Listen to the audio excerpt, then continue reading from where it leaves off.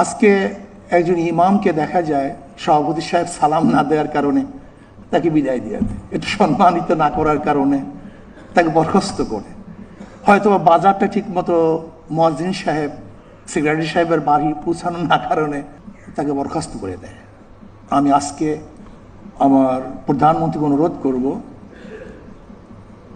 একটা নির্দিষ্ট নীতিমালা থাকা চাই যে কোন কারণে তাকে বরখাস্ত করা হবে। মাশাআল্লাহ, আলহামদুলিল্লাহ, জাযাকাল্লাহ। কেন বরখাস্ত করা হবে? আজকে অনুষ্ঠানের সম্মানিত সভাপতি, আজকে অনুষ্ঠানের শ্রদ্ধাভাজন মাননীয় প্রধান অতিথি, বাংলাদেশের মাননীয় প্রধানমন্ত্রী হযরত উলামায়ে কেরাম, সর্বস্তরের বিভিন্ন স্তরের দায়িত্বশীল ভাইয়েরা আমার, আজকে উলামায়ে কেরামকে এবং ধর্মীয় যাজকদেরকে সম্মানিত করা হয়েছে। এর জন্য আমরা আনন্দিত, খুশি, এবং আমরাও মাননীয় প্রধানমন্ত্রীকে সম্মানিত করতে চাই। বাকি আমি মনে করি উলামায়ে কেরামের সম্মান বেশি হবে যদি তাদেরকে স্বাধীনভাবে কথা বলতে দেওয়া হয়। কোরআন ও হাদিসের খেলাফ যতক্ষণ তারা কথা না বলবে ততক্ষণ পর্যন্ত যেন তাদেরকে বাধা না দেওয়া হয়, আমার একটা প্রস্তাব। নাম্বার 2, আজকে একজন ইমামকে দেখা যায় সভাপতি সাহেব সালাম না দেওয়ার কারণে তাকে বিদায় দিয়ে দেয়, একটু সম্মানিত না করার কারণে তাকে বরখাস্ত করে, হয়তো বাজারটা ঠিক মতো মুয়াজ্জিন সাহেব সেক্রেটারি সাহেবের বাড়ি পৌঁছানো না কারণে তাকে বরখাস্ত করে দেয়। আমি আজকে আমার প্রধানমন্ত্রীকে অনুরোধ করব, একটা নির্দিষ্ট নীতিমালা থাকা চাই যে কোন কারণে তাকে বরখাস্ত করা হবে। মাশাআল্লাহ, আলহামদুলিল্লাহ, জাযাকাল্লাহ। কেন বরখাস্ত করা হবে?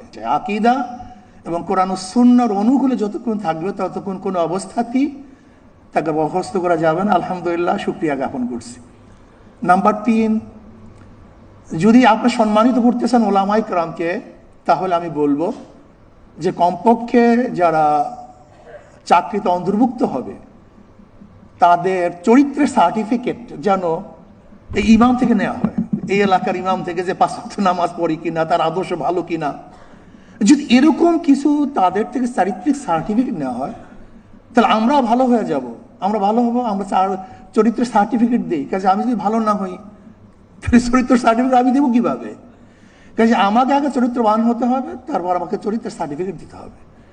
যদি এই কাজটা করতে পারেন, জীবনভর আপনাকে সবাই স্মরণ করবে যে কমপক্ষে এই ব্যক্তি নামাজ পড়ে, এই ব্যক্তি খারাপ কাজের সাথে সংযুক্ত না।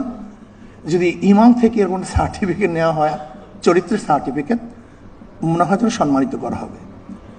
আর একটা কথা বলি, শেষ করব, যে আজকে সম্মানিত ভাতা যেন নিয়ন্ত্রণের কোনো মাধ্যম না হয়, যে সরকার যেন ইমাম এবং মুয়াজ্জিনকে নিয়ন্ত্রণ না করে, বরং এটা সম্মানিত ভাতা সম্মানিত হিসেবেই থাকে। যদি ভাতাকে নিয়ন্ত্রণের মাধ্যম করা হয় তাহলে কিন্তু এটা হিতে বিপরীত হবে। আল্লাহ আমাদের সবাইকে দ্বীন ও ইসলাম অনুযায়ী চলার এবং মানার তৌফিক দান করেন। সবাইকে ধন্যবাদ।